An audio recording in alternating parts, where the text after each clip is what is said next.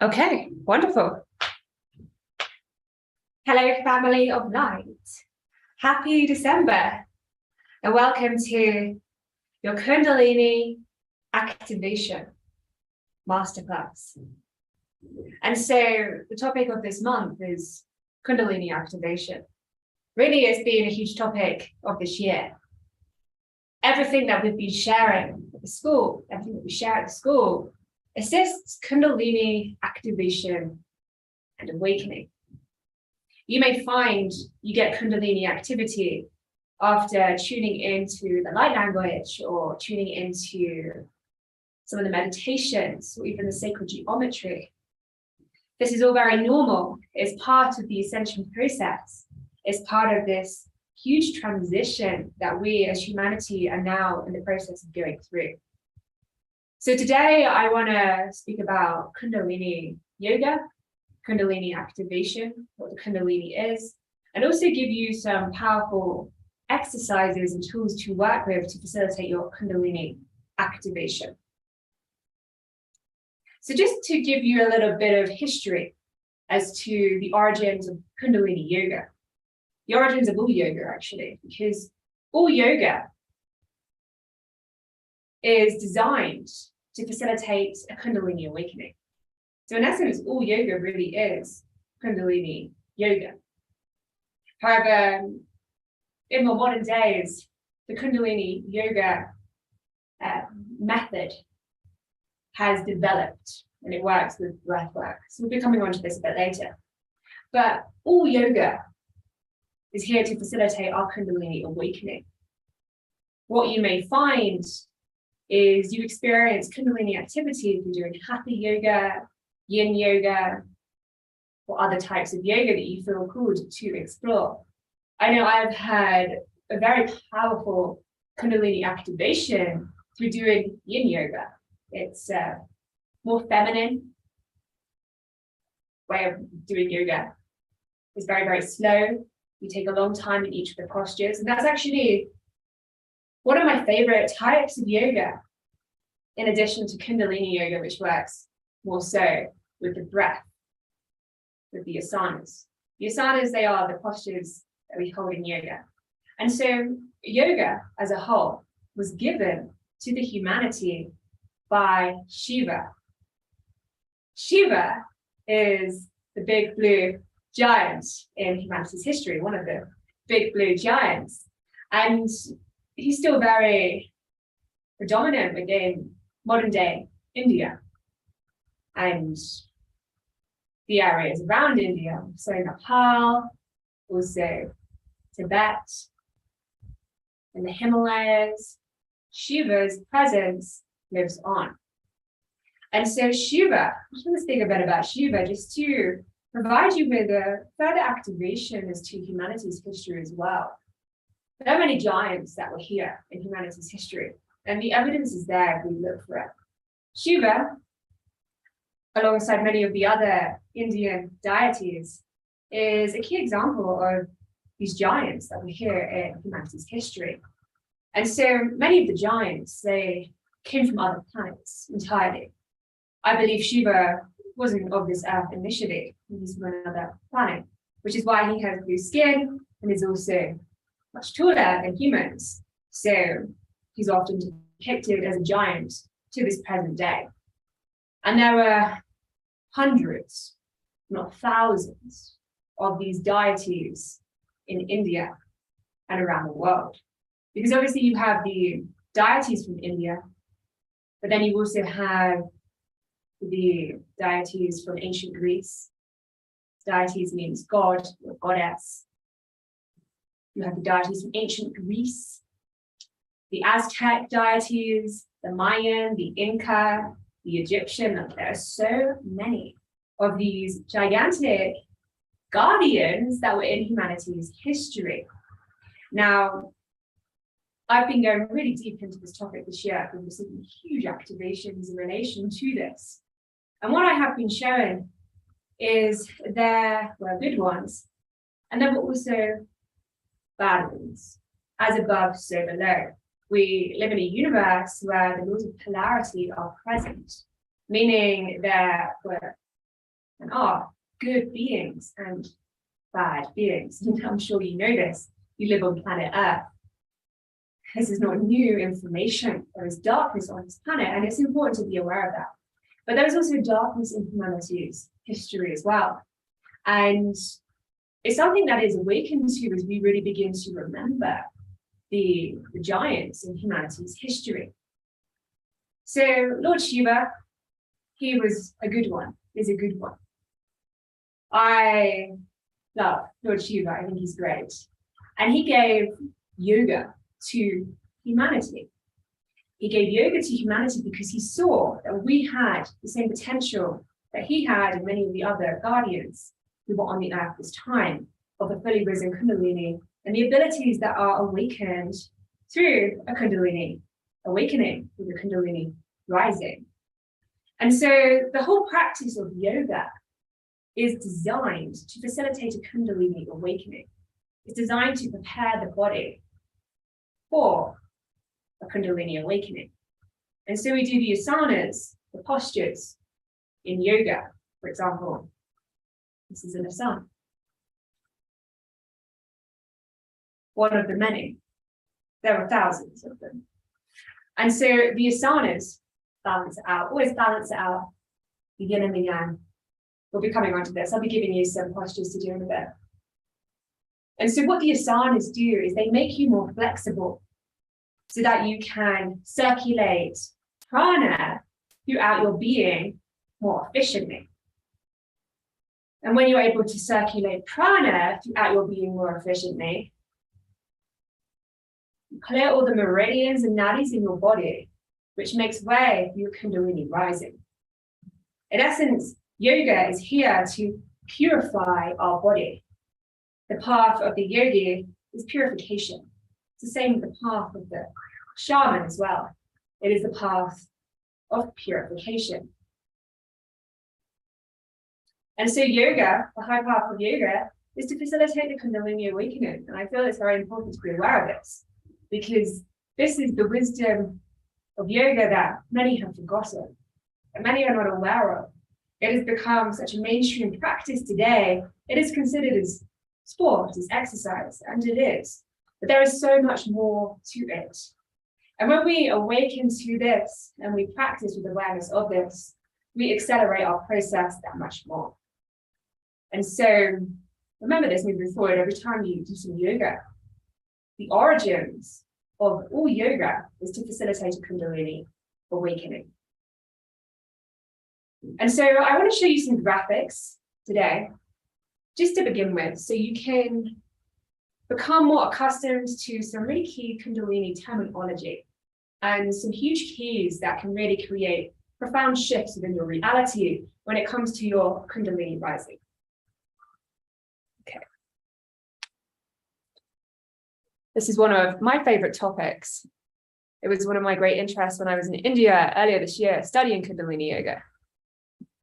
One of my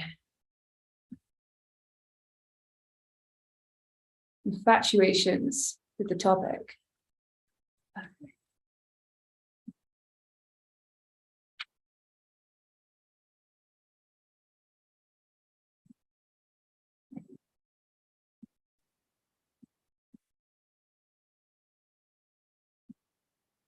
Okay. All right, we'll start with the Kundalini. It's better. So here we have your Kundalini. Now, with the Kundalini, you have both a yin and a yang channel, a feminine and a masculine channel. And we speak about this a lot, so this is probably not new information for you. The feminine, the yin, also known as Ida, starts in the left, and the Pingala, the yang, starts in the right. at the root chakra. Actually just below the root chakra is where the Kundalini is. And then it weaves up through each chakra, weaving yin and yang up into our third eye, up into our crown, and it goes then around our body in a torus field. And then back up again through our Kundalini, back up through our crown, and around our body in a torus field. So this is the direction the Kundalini makes. And so with the yin and yang, something key to be aware of as well is your yin is the right side of your brain, left side of your body. Your feminine is your right side of your brain, left side of your body, your ego. Your pingala, your masculine, your yang, is the left side of your brain, right side of your body.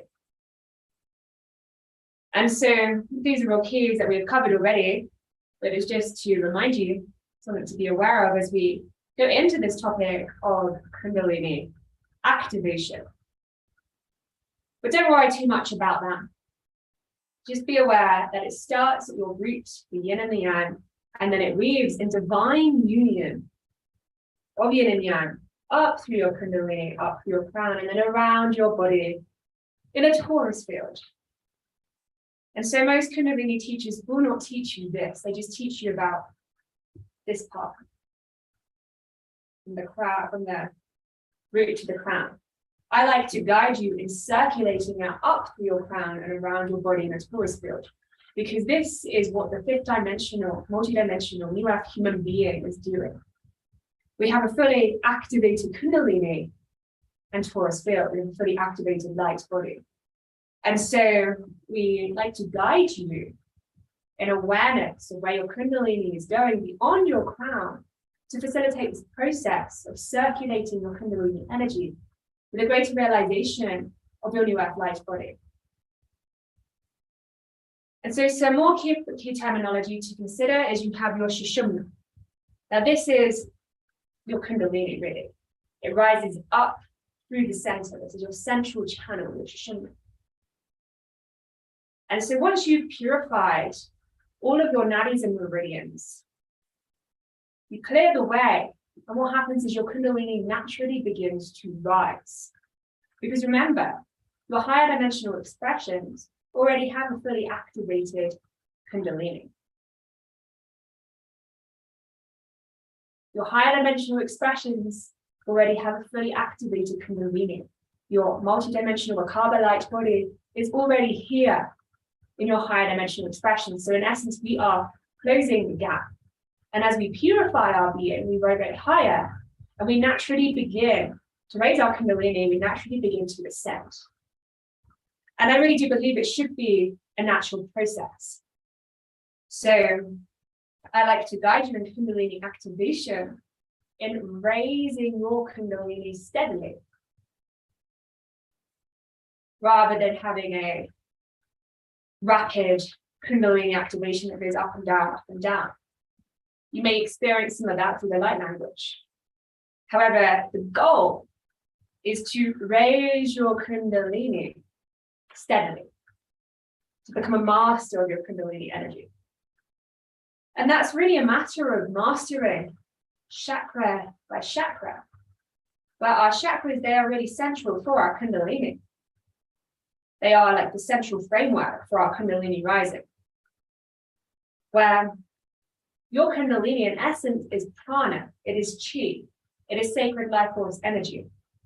Where your chakras, they are distributing prana and chi throughout your being and reality. Everything in essence is prana, is chi, is energy. The yogis call it prana, the Chinese call it chi, but it is in essence your energy.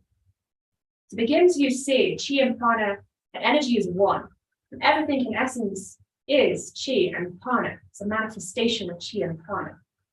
And so the Kundalini life force, it is also chi, it is also prana, it is your life force energy.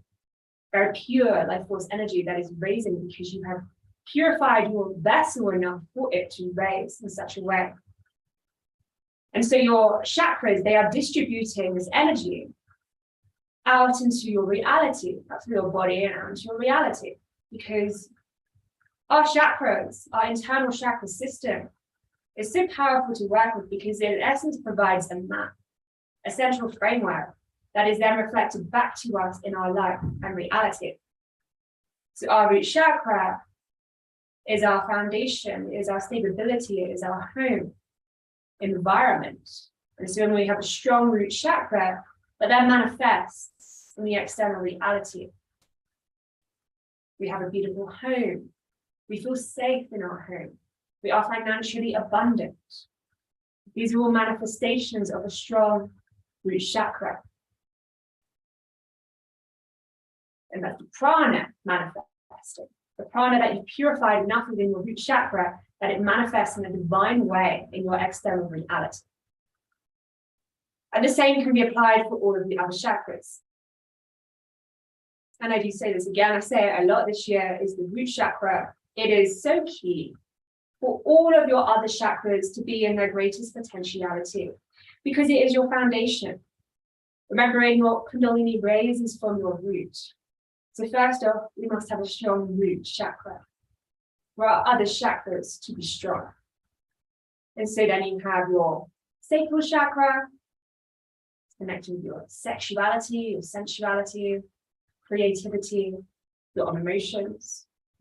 Your solar plexus chakra, your confidence, your courage, your inspiration, your discipline, your motivation, your career, your success, your financial abundance, solar plexus as well. It's root and it's also solar plexus.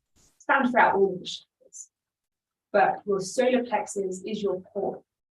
It is a very powerful one. They all are.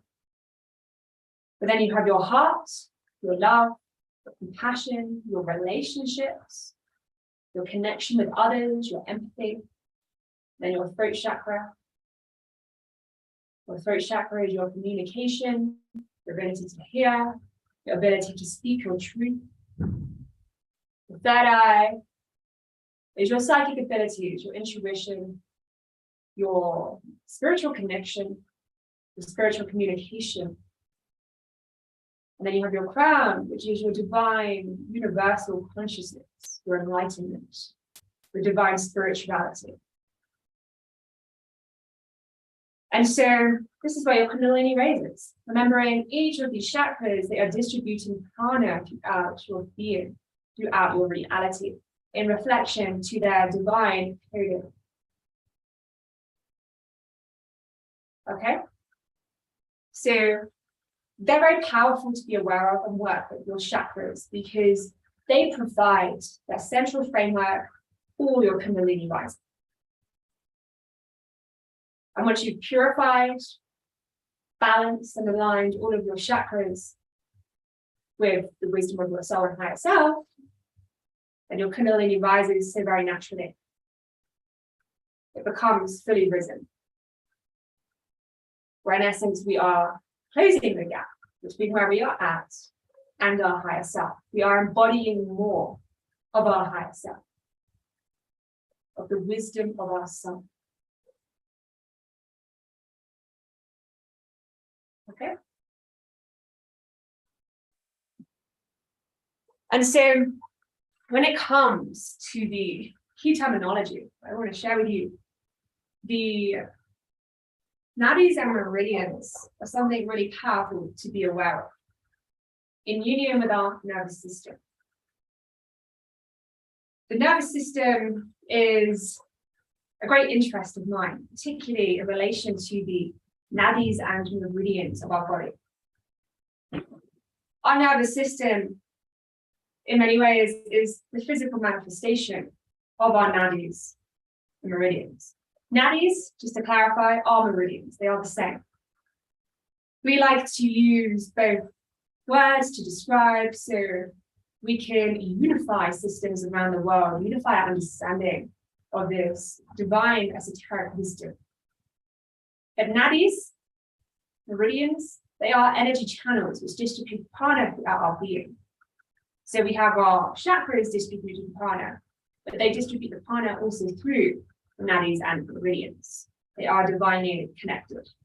So our nadis, they are part of our chakra system.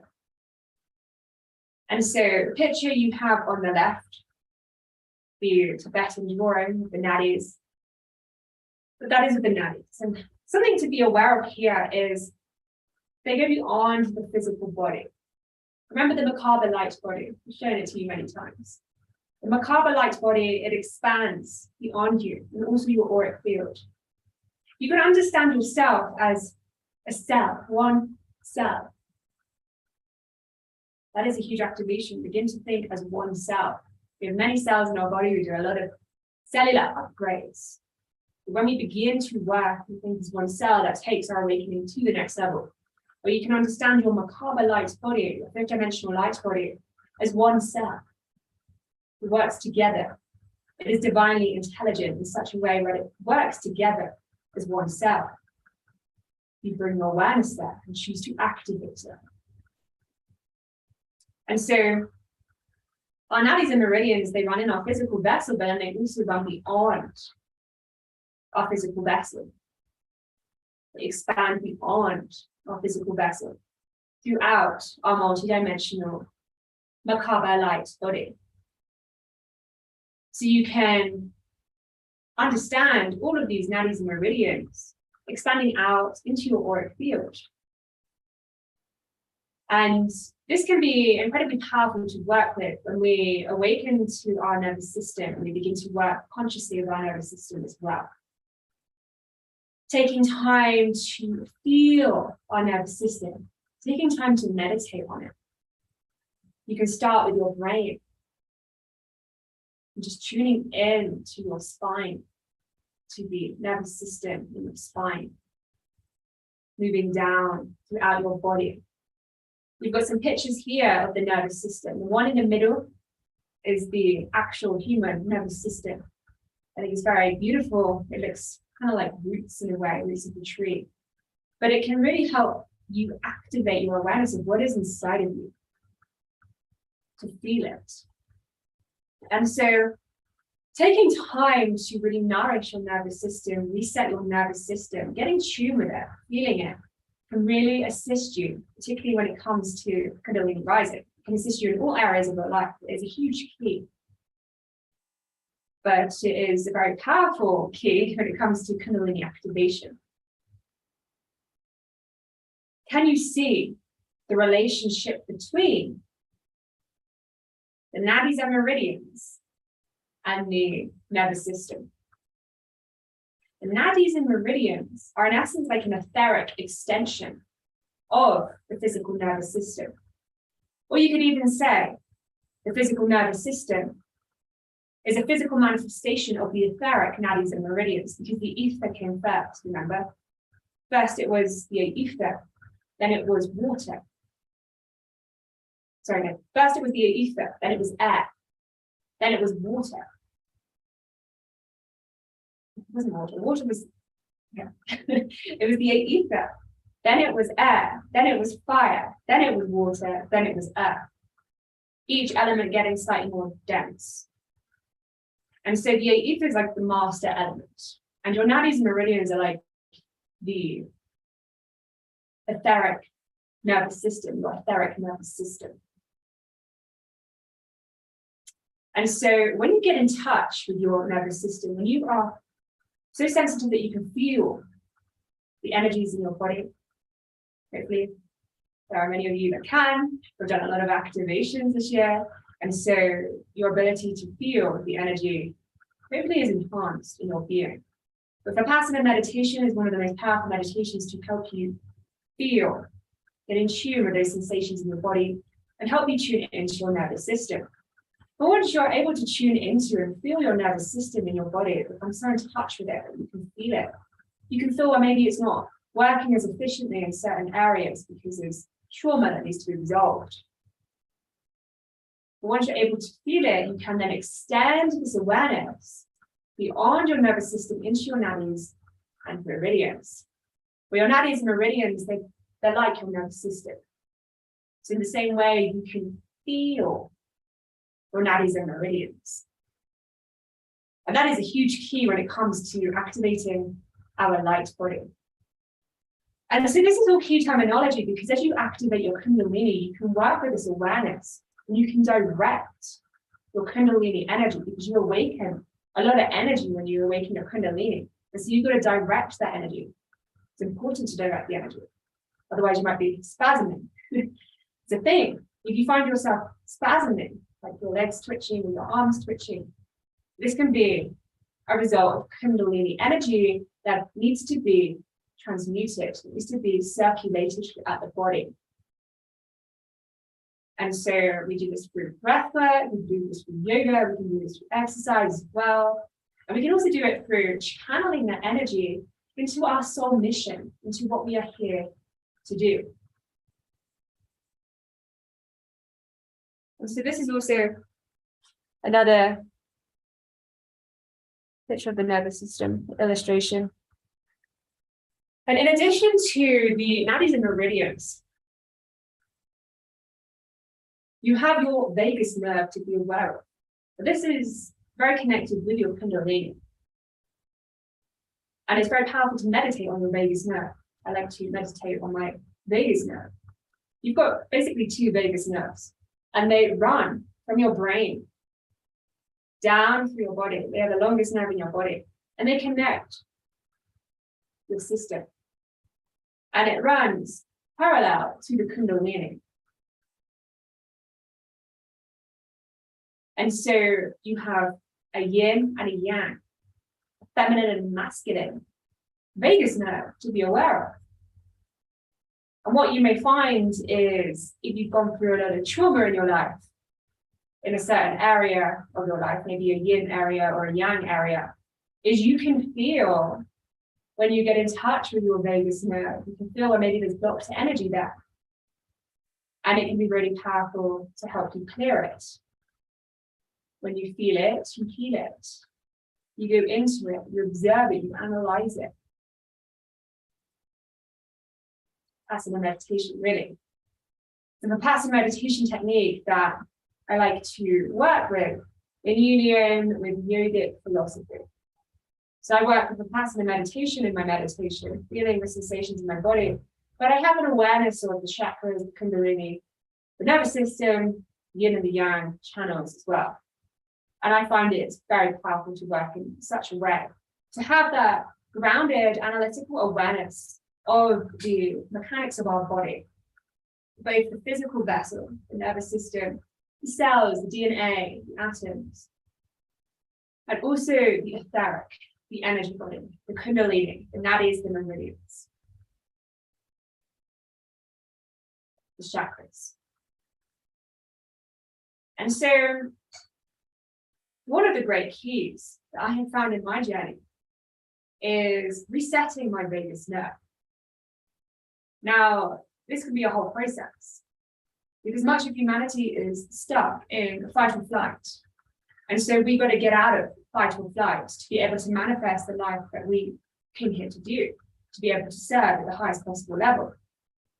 And so one of the greatest ways to get out of fight or flight is through working with the awareness of the nervous system. In particular, working with the awareness of the vagus nerve. There are many ways that you can heal and reset your vagus nerve. I'll give you a little technique now, but I really do invite you to go research it, to explore it, and to really take time with it.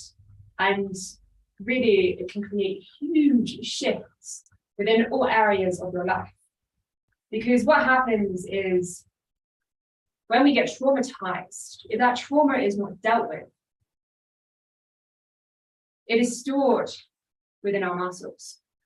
Before it is stored within our muscles, let's talk about the whole process of trauma with the awareness of the energy body in this way, the awareness of the nadis and meridians. So let's say you're walking along, somebody comes and they start shouting at you for no reason. Maybe you're on the playground as a child, and you feel really like, because you haven't learned how to hold healthy boundaries. What's happening is, as they're shouting and you're wobbling, is they're coming in at your energy field and they're It's like you can imagine your energy field like bending in.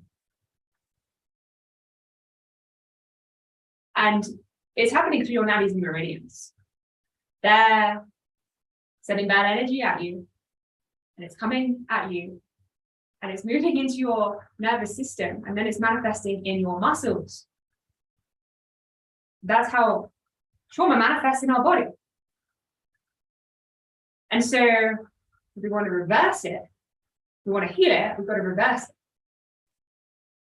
And so trauma, when it's not dealt with, first it's energetic really, but then it can physically manifest in our body, particularly if it's neglected, particularly also if it's a trauma that has happened over a prolonged period of time. It can really kind of set in the body. And so we feel these blocks in our body, we go into it, we analyze it. So the feeling happens through the nervous system. We see it, we feel it, we analyze it. We become aware of it because we may have forgotten what happened, but it's still there. Your brain might forget, but your body doesn't. And so we become aware of it, we see it, we analyze it. And as we remember, as we clear it, we clear it. As we remember, we clear it. We are illuminating it. As we become conscious of it, we are bringing light to it. And as we bring light to it, it begins to surface. And as it surfaces, it may feel even more painful because it may have come numb over time. But you can keep going, keep analyzing, clearing, remembering that your higher dimensional expressions are fully aligned. Your higher dimensional expressions are beyond your trauma. You don't have that there. So that is an expression within you. It is already here, it is already now. It's just a higher dimensional octave for you to attune to. So that can help when it comes to uprooting really tough trauma. And so we become aware of it, we illuminate it, and we uproot it. And once it's uprooted, you can send it into the light and just begin to bring in that state of being that is always been there. That fully balanced, fully aligned, free from trauma state of being, higher dimensional states of being, that higher dimensional timeline that was always there. And so you can begin to bring this in, feel it through your physical vessel, feel it through your nadis and meridians, and you basically smooth it out throughout your whole entire being. You fill in those gaps. So that just wanted to come through as a key to help you heal with this awareness. This is something I work with in my own process, and it is incredibly powerful. Remembering your higher dimensional expressions, they are already here, they're already now.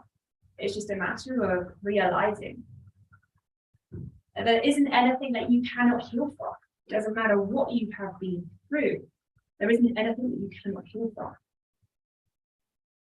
The first 19 years of my life, I went into deep amnesia. It was part of my soul journey. Totally forgot about my spiritual essence, became so numb to my spiritual abilities. Still, the divine would speak to me throughout my life, would give me wisdom, would give me guidance. A lot of the time, I missed it. I dismissed it because I was not taught that it's possible to receive information directly from the divine, that this is the way we are all designed.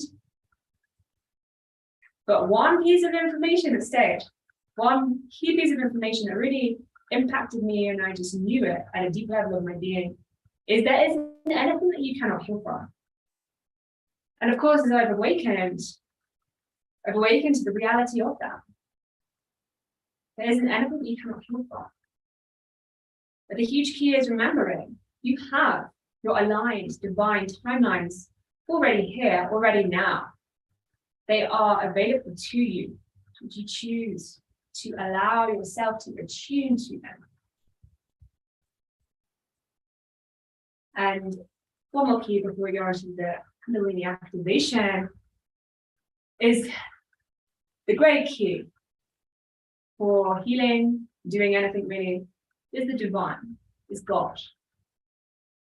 So when it comes to healing, when it comes to restoring timelines, when it comes to clearing trauma, you're tuning yourself to the timeline that is free from all trauma. in all areas of your life, and ask God to help you do it. Divine Creator of all that is, I ask that you align my being, my life, and my reality to the divine timing that is beyond all pain, all trauma, and all suffering. The divine timeline that is aligned with Christ. The divine timeline that is my divine destiny. Across all dimensions of time and space. Across all dimensions, all the way back to God's source creation of all that is. Attune me, attune my life to my highest alignment with love, with Christ, and with the divine. Thank you, and so much. So you can work with prayers in such a way to align your life. And of course, you can work with them in a multi-dimensional way, very deep. There's deep meditations working in such a way, working on chakras, working on your nervous system, working on your nadis and meridians, your chakra, your energy channel, your DNA, your cells, your atoms, your carbon light body. You can work in such a way, and it is amazing to see what happens when you surrender to God and ask God to align your being, life, and reality. The divine will work miracles in your life. You better be ready to receive them.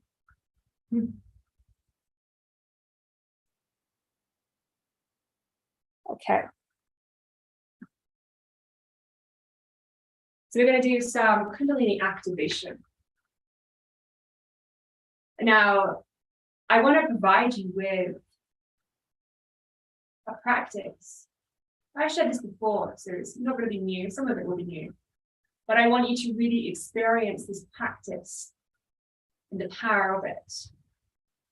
So we're going to be doing standing meditation to start, because this is really a huge key for activating your chi, activating your prana, and life force energy.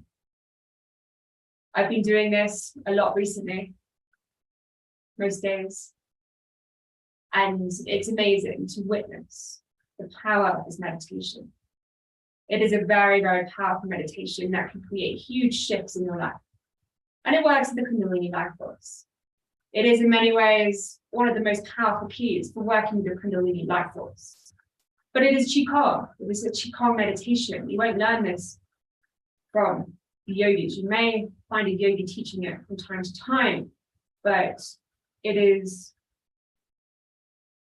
really a big key that not nearly enough people speak about. So I want you to discover the power of this, because it's so simple, so powerful, and it really gets the job done. It's one of the greatest ways to get the job done efficiently. So, okay, we're going to go for 15 minutes in the standing meditation. And then we're going to go into the Kundalini exercise. It's going to be a bit of a longer masterclass today. I've got a lot of Kundalini energy to give you, and it's a fantastic topic to really help your ascension process. This practical exercises, showing up and doing the actual practice is really what will get you the results. So we're going to spend more time doing this today. So we'll do 15 minutes, but you can do it for 20 minutes. I do it for 20 minutes. I've already done it for 20 minutes this morning. 20 minutes, first thing in the morning, when you get out of bed, on an empty stomach is best. You do this meditation. It connects you to the earth. It strengthens your being. And it awakens your higher dimensional abilities. You do this every single day, and you will begin to witness huge transformation in your life. Okay, so become comfortable standing. It's a standing meditation. You might want to do a little bit of shaking first, just getting into your body. Have your feet shoulder width apart. with a little bit of a spring in them. So you've got a little bit of a bend, so you can be bouncy. But we're not going to bounce in the meditation. You just want to have that spring there. And you want to visualize 2 silver balls of light underneath your armpits. Lifting your arms up, breathing in through your nose. And lifting them down, breathing out through your nose. Visualizing a silver string of light holding up your head from the divine source. So you have a good posture. Lifting your arms up, breathing in. And down, breathing out. Remembering those silver balls in your armpits. These are actually chakras in your armpits. And bringing your hands to your side, but feeling that spring of the silver balls underneath the armpits.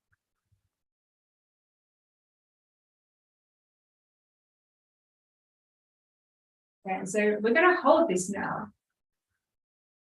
for 10 minutes.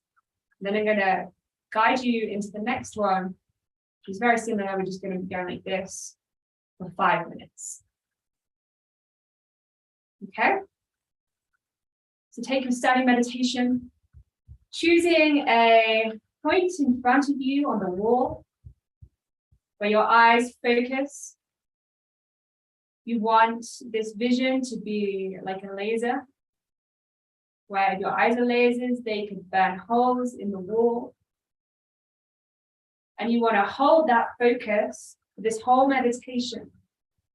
And so if I was there physically with you in person, I could be waving my arms in front of you. You would be so laser focused on that wall that you wouldn't be distracted. You'd be laser focused. You bring this awareness into your life as well. Okay, so standing meditation, let's begin. 10 minutes.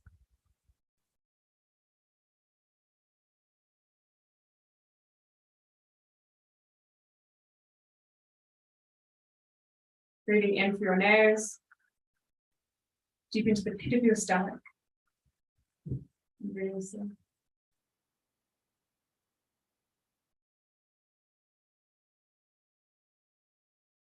Bringing your awareness to your breath throughout this meditation.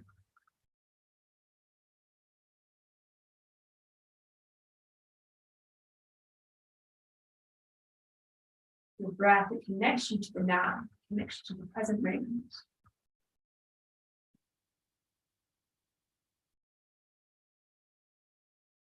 Bringing your awareness, and mindful of your breath. Bringing your awareness to your hands.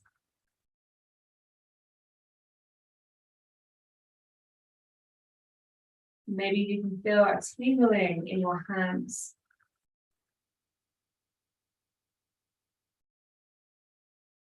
Stay mindful of your breath.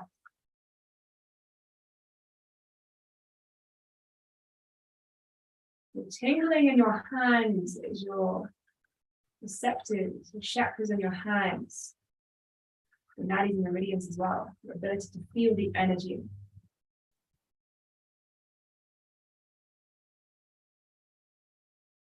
Stay mindful of your breath.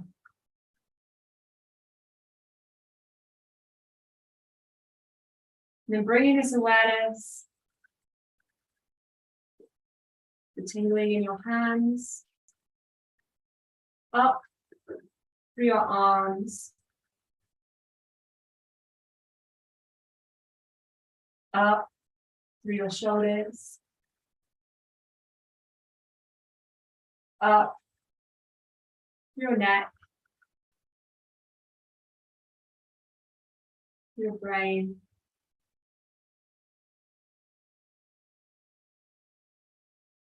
and sending it down through your neck, your torso,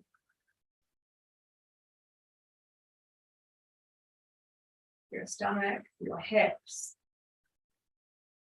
your booty, your legs,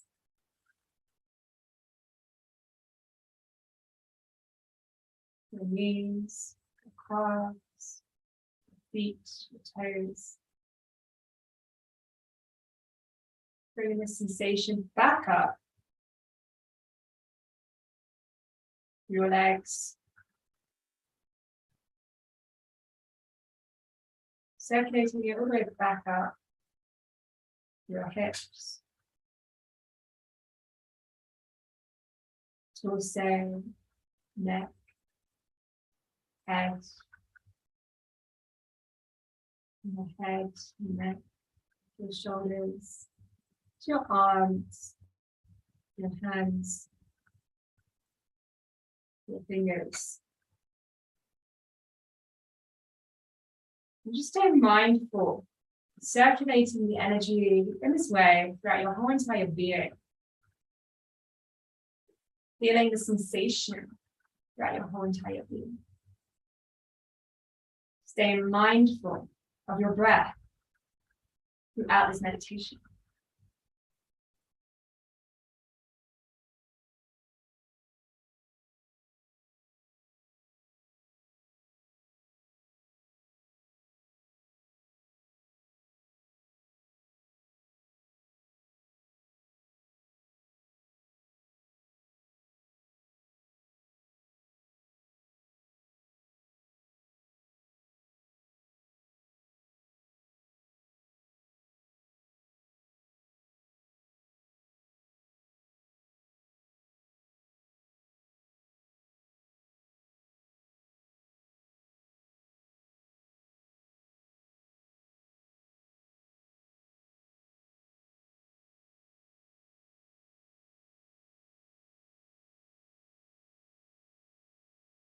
Stay mindful of your breath.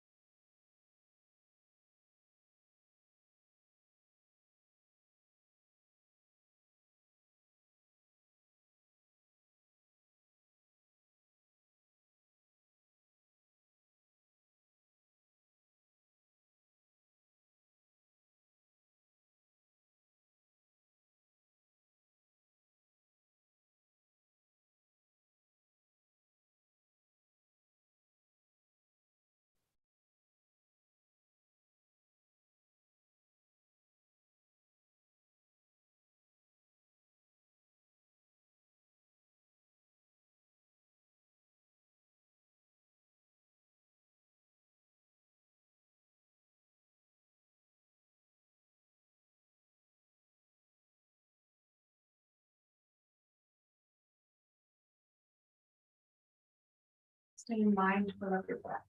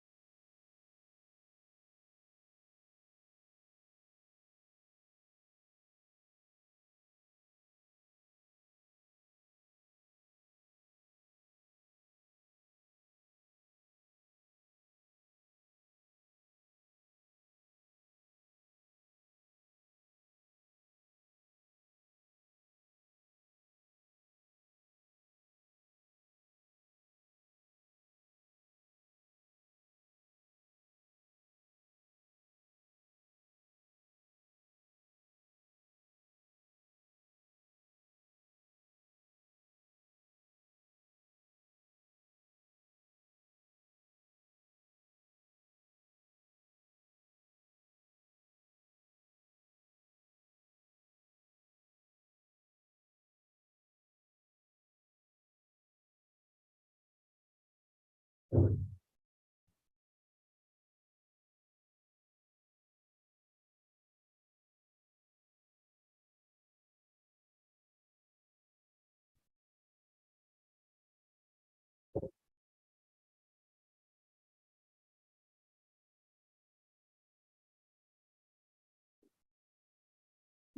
bring your arms, second part of the meditation, to your shoulders.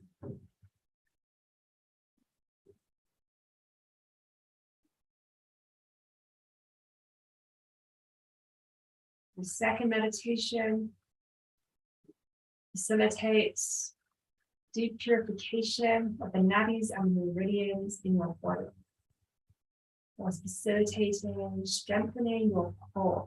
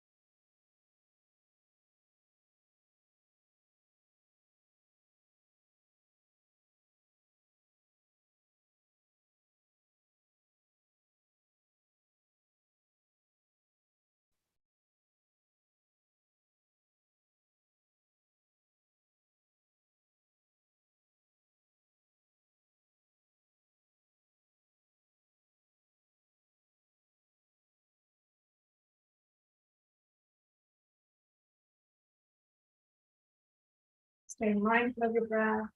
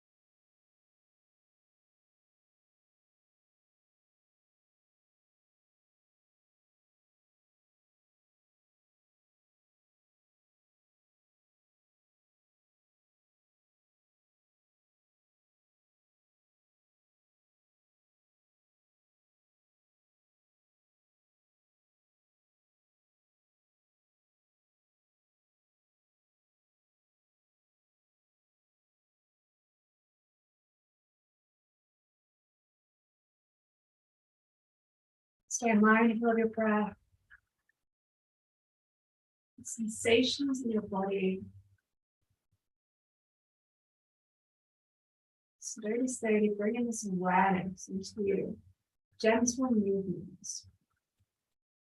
You can bring your hands together and send the energy up to your crown and then around your body. Sending it back up for your Kundalini. Up through your crown and around your body. Just raising the energy in this way.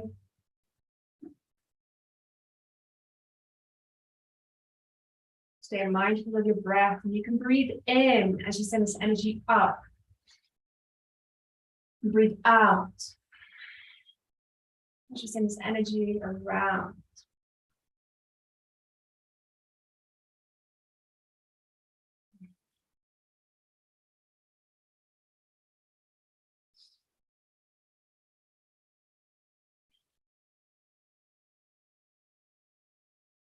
Deep breaths.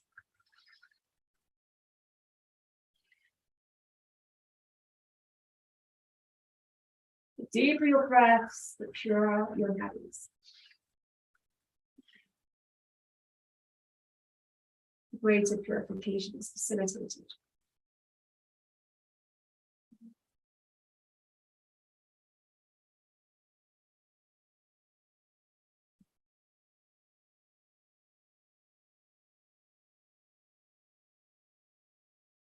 And this time, when we circulate the energy, and down to the floor. So bringing the energy up from the floor.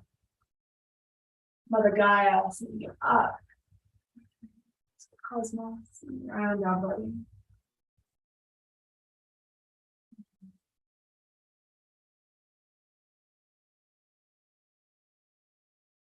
Just to clarify, when you're bringing the energy up, you can send it to the cosmos and let it go.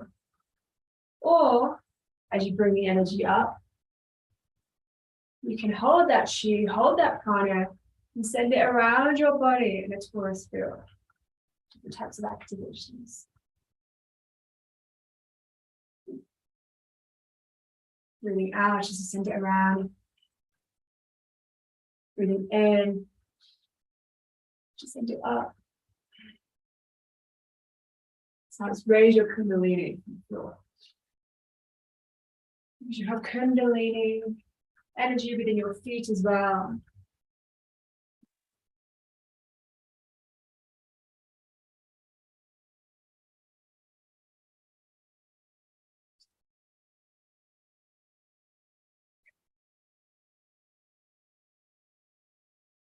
Bringing your arms to your side, receiving that bouncy posture. You can do a little bit of bouncing now. Let's get to bounce. Feeling that spring. And come up on your tiptoes. I've got two cameras on here, so we'll put the higher quality one up, following the live stream. Having a little bit of bounce, just allowing yourself to really move into your body. Breathing through your nose as much as you can, because your nose, it is connected to your third eye and your Sushumna channel. Now, the New Earth human being, I mentioned this before, this is also something Dravali Melchizedek speaks about. A higher dimensional human being breathes through their crown chakra. So you can see how the nose is a porthole in that way. It is a gateway, a big key to our New Earth light body, breathing through the nose. Chronic breathing through the nose as much as you can. So you can breathe deep as you shake.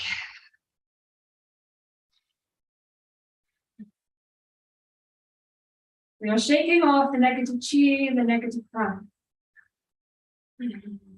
When you do these types of meditations, it can bring all sorts to surface because you're clearing your body. So when we shake, we are releasing this, we're letting it go. You can do a little bit of jumping. Jumping is really good.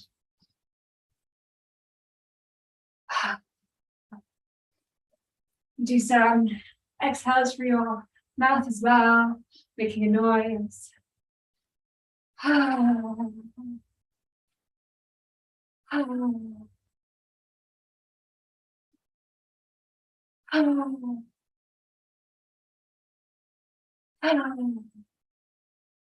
Know the difference between breathing out through your nose and breathing out through your mouth.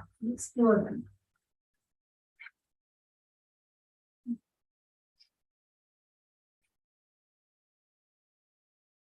Wonderful. And bring it in some hip circles.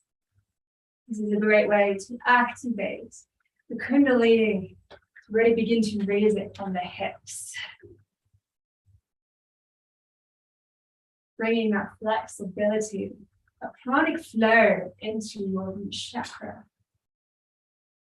Allowing yourself to really be connected with your body, enjoying these movements, feeling deep these movements.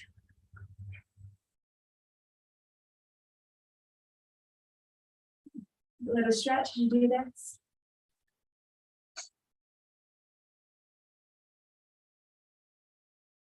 In the direction.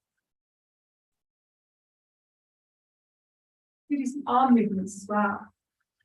Circulating the Kundalini energy as you do these hip circles. In the direction. Breathing through your nose.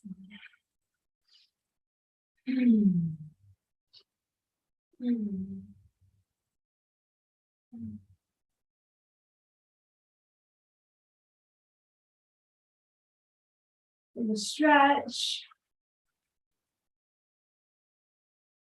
Stay mindful of your breath without all of these movements. As much as you can.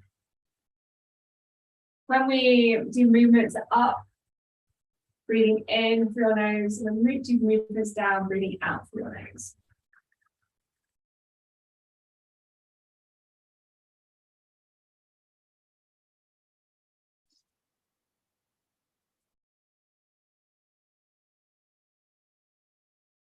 Do some arm circles backwards, breathing in as you send it up, out as you send it down. Moving heavily.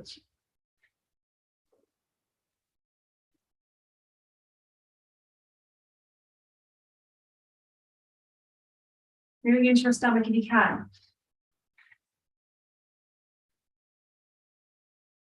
Other way.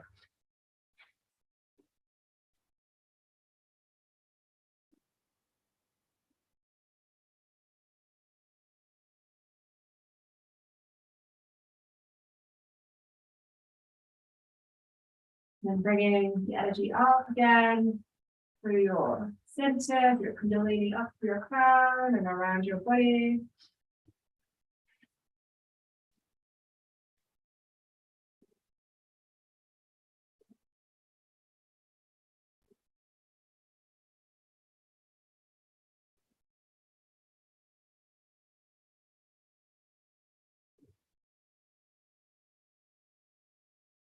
Bringing your arms to your sides.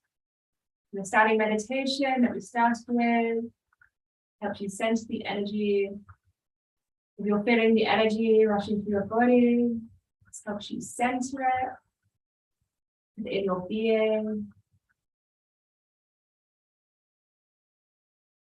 Where you may like to come back to this standing meditation throughout your practice. I will guide you in doing it at the end as well. But this helps you stabilize, it helps you center, and it helps you ground the energies as you generate it. As we do this pranic breathing, as we do this Kundalini activation, breath work, you may feel like headed, you may feel the energies moving through your body. When we come back to this meditation after pranayama, we breathe for literally just 10 seconds. A little bit longer as well is great, just to help you center. And then we can go on to the next exercise. You can see it as a way to store that energy, a pure pranic energy that you're generating to enhance it. Okay. Relaxing. So now we're going to go on to some more pranic breathing. I've shown this before at the school, but we want to do it again in this practice. You have it all together. You can refer back to this practice as well and explore it again.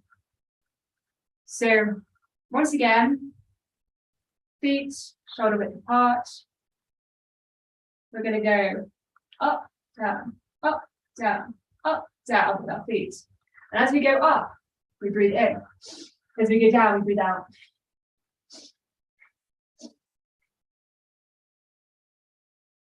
So that's the first part. And then we're going to bring in the arms. Arms going up, breathing in, going down, breathing out. And see if you can stretch. So bringing your arms as high up as you can. Stretching.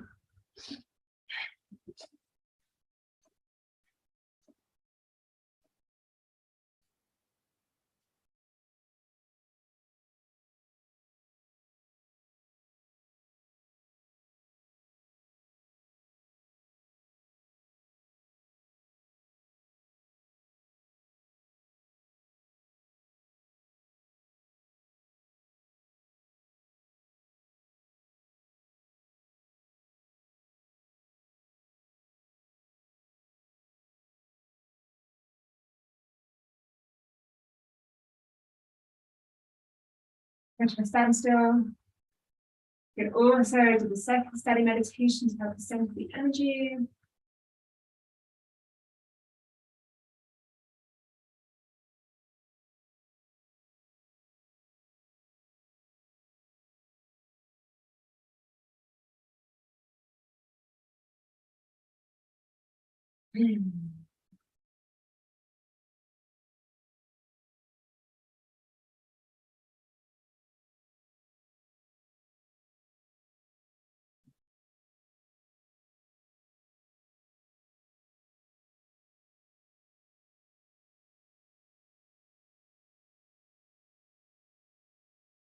Bringing your arms up through your crown. And energy around your body, this force field. Your hands by your side.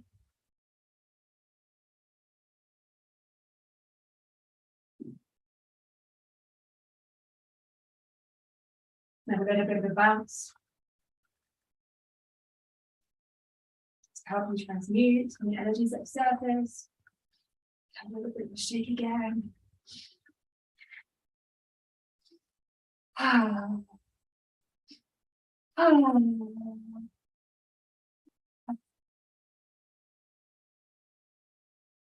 Allowing yourself to loosen your body, make some shoulder circles, do some hip circles too.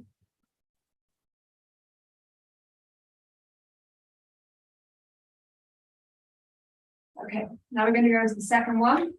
Similar, but this time the arms are going to go like this. Breathing in as you send the arm up, breathing out to send it down. Remember, going up with your toes, breathing in, down, breathing out. Okay? So, let me do this. You can do about 30 seconds if you can. You count for 30. If it's too much on your legs, that's fine. Just do what you can. And don't overdo it. Because if you overdo it, you might faint. So tune into your body. You probably won't faint, but you've got to be careful with the pranayama breath work as we're generating this energy, because sometimes, particularly when you're standing, you can faint. It's never happened to me. I've never seen it happen. With some pranic advanced breath work that I only teach to private clients that I train in person or online, there is one that I almost fainted with, but this is a pretty safe one. Probably not going to faint, but just be aware of your body. You've got to be responsible for this. This is very powerful. This is a very powerful practice, and so do it responsibly. Tuning into your body whenever you do it.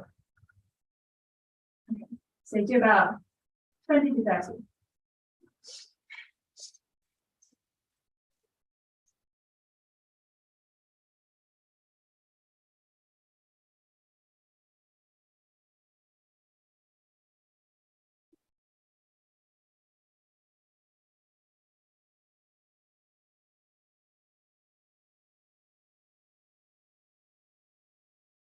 And then you may like to do some of the ones we did just before, the arms to help balance the energy out.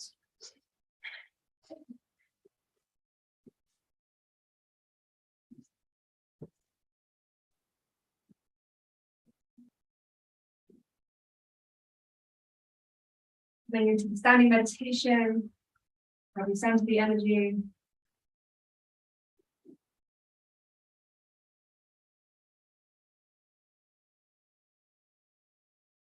Generally, the standing meditation is good if you have your eyes open. But you can also do it with your eyes closed. And these exercises can generate a lot of energy. You would like to meditate with it.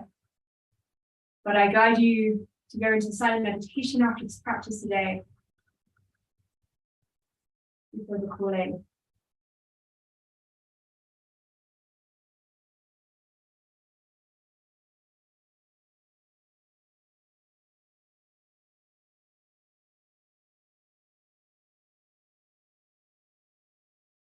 Very relaxing. Have a little bit of a shake again. Shaking this energy off. And I think that's surfaced with any stiffness in your legs or in your hips. Just allowing yourself to move. That stiffness is all of the trauma coming to surface, to be clear with blocked energy. So shake it off,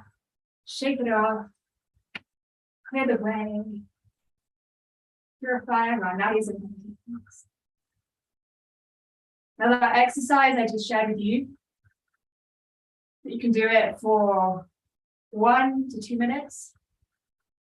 It's great if you can do it for 2 minutes. You will experience a huge purification of your body. You do it for 2 minutes every day, but your legs may find it a bit painful, so don't overdo it. Work your way up.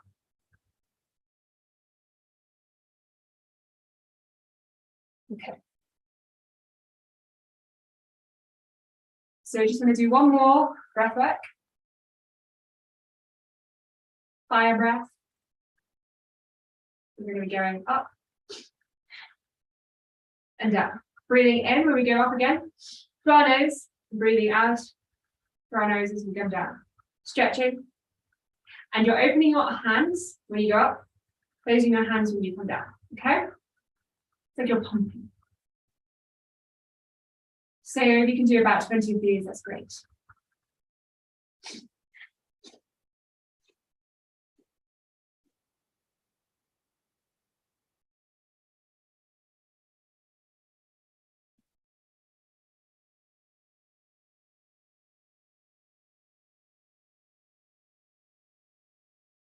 Bring your hands to your side.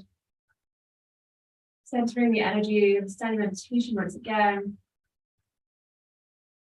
Send the energy up through your crown once again. And around your body as possible.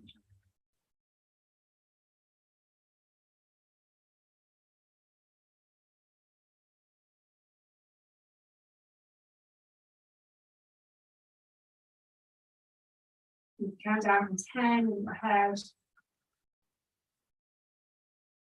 You can also stay longer, of course. But we do the standing meditation to close the practice to help you center, stabilize, and ground. In yoga, we do Shavasana, we lay down. But I prefer the standing meditation. Sometimes Shavasana is good.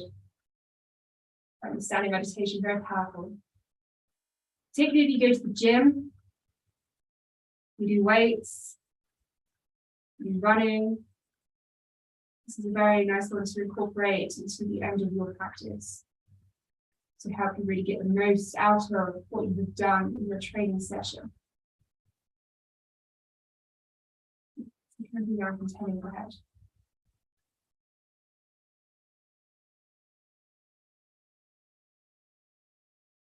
And relaxing. Namaste. Okay, beautiful souls. So that is a Kundalini activation. I hope you felt some Kundalini activity, maybe some sensations in your body, some tingling, maybe enhanced energy. You may like to go into silent meditation now. After this practice, sitting meditation, however you feel, to integrate it. I do recommend it.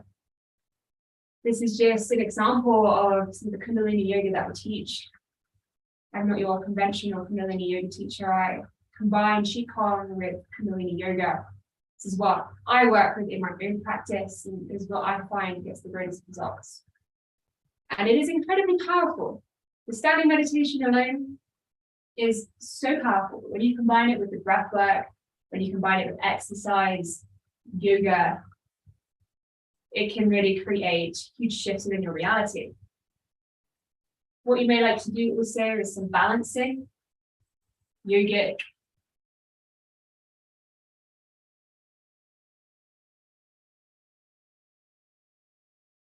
asanas. I often incorporate this actually at the end of my practice as well. So we do a little bit of this. This is called tree. If you can't lift your leg up here, put it to your calf, then maybe your knee. Find that balance. If you want something a little bit deeper, once you're able to, don't push yourself before you're ready. Work your way slowly. Put your leg higher up. And then stretching your arms up above your head. Do the same with the standing meditation. Choosing a point in front of on the wall in front of you and holding it. Not letting anybody take your focus. See if you can hold this for 20. Stretching.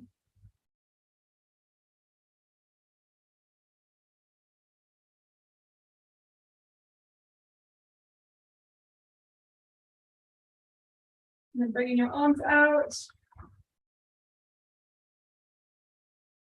Opening your leaves. First the tree sprouts, and then she opens her leaves.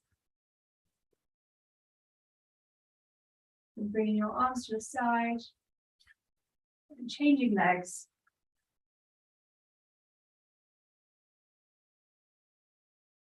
Stretching up.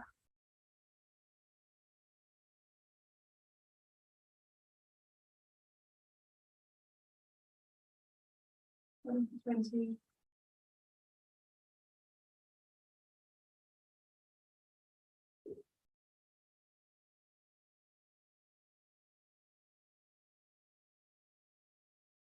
Bring your arms side, opening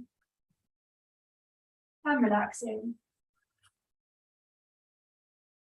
Then coming back to the standing meditation.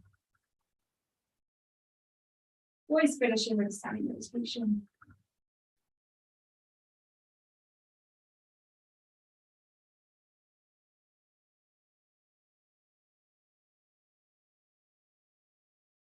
So we like to bring in the balancing as well, because when you're balancing on your yang and your yin, you're balancing that energy, that pranic flow throughout your being and in turn throughout your reality.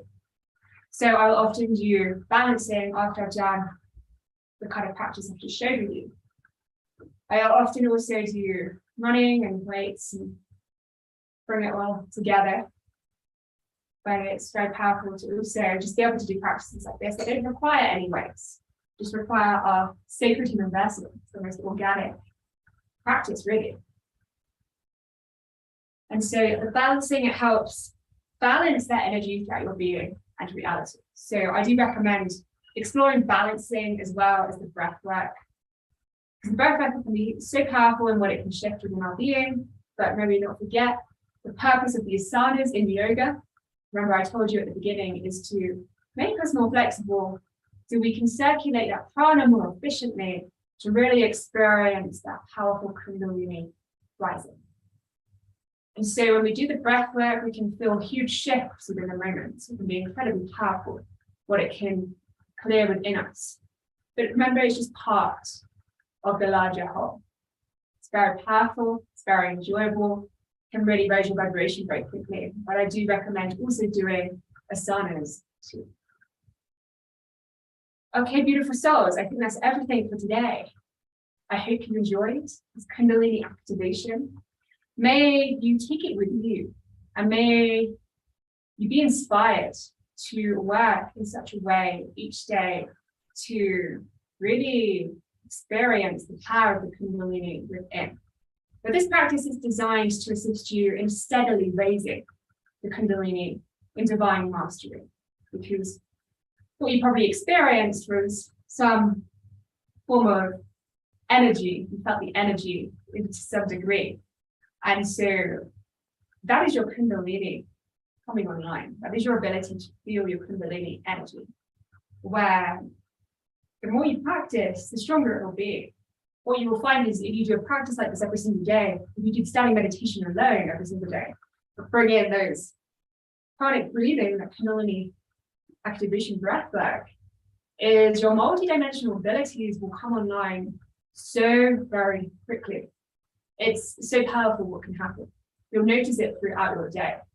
Things will begin to become clearer, everything will begin to make more sense. It will become so much easier. It's like you begin to remember. And it is a process of remembering, because we are returning to who we truly are at our core. Remember, our Kundalini is already fully risen. Our higher dimensional expressions already have a fully risen and realized Kundalini. And so we are, in essence, closing that gap. So it can feel very familiar as we awaken to this. One more thing, which just come to me again, it kept coming to me throughout the meditation, throughout the whole activation to mention to you, but it wasn't appropriate at the time, is going back to what I mentioned in the beginning with the nervous system and the nadis and meridians, the chakras. Another key to be aware of here is the different plexuses in the body the chakras are connected to. So we have nervous plexuses within our body that are connected to each chakra. And so something I also like to do is meditate on each of these plexuses. You'll be able to find it within the chakra video series, you mentioned it there. You can also research it online. But it's another thing to be aware of, particularly if you enjoy working with the awareness of the nervous system and the vagus nerve, to also be aware of the different plexuses that your chakras are connected to within your nervous system. Okay, beautiful souls, that's everything. I'm wishing you a really beautiful rest of your day. This is actually our last masterclass of the year. I'm going to take a little break from the masterclasses moving into 2023. I'm going to be focusing more on creating higher quality HD content and activations there. So we're going to be upgrading everything that I've already created in school, fine-tuning it, making it more accessible as well. So we're going to be creating like new pages, new library pages, and bringing topics together in a multi-dimensional way for you to really get the most out of everything that I've been channeling here for the last 2 years, and to continue upgrading it as well. So in 2023, that's what we're going to be doing. I'm going to be doing some more things over December, so you can keep an eye out for that. We're moving into abundance light body activation. So we've been very focused in the light body the past couple of years, and it's been amazing. We're bringing in the awareness of the abundance light body moving forward, because what I've come to notice is so many light workers struggle financially. So many light workers who are here to change this world, they are burdened through financial challenges. And it doesn't need to be like this, because just like we have a fully risen Kundalini, just like we have a fully realized Akava light body in our higher dimensional expressions, we also have a fully abundant expression within us too. And so what I'm going to be doing in 2023 is really holding space for you to tune into this within you, to activate it within you, and to really embody the abundance of your soul's destiny. Because people who come here, you're light workers, you're healers, You are pioneers, you are leaders of the light. You are here to really create these shifts in this earth. Here to build centers, here to build schools, here to build temples and communities and so much more. And so it's really important that we as light workers, we really begin to move into this abundance consciousness where it is our divine responsibility. I understand firsthand how challenging it can be as a light worker coming up against collective projections about spiritual work, even abundance for it. And so I've done a lot of inner work on myself to really heal that and to clear it and to call in that abundance consciousness. And so what I'm going to be doing moving forward is holding space for you to do the same, because you're here to change this world, and this world needs you now more than ever. And so 2023, this is what we're going to be doing: abundance light body activation. We're going to be upgrading everything already done at the school, tuning it to the abundance frequency. So lots to look forward to that.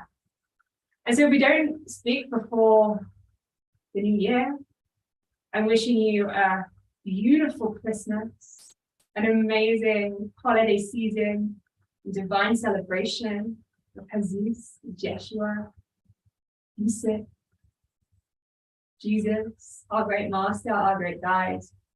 Wishing you and your family a beautiful time and all the best moving into 2023. Blessings, beautiful souls.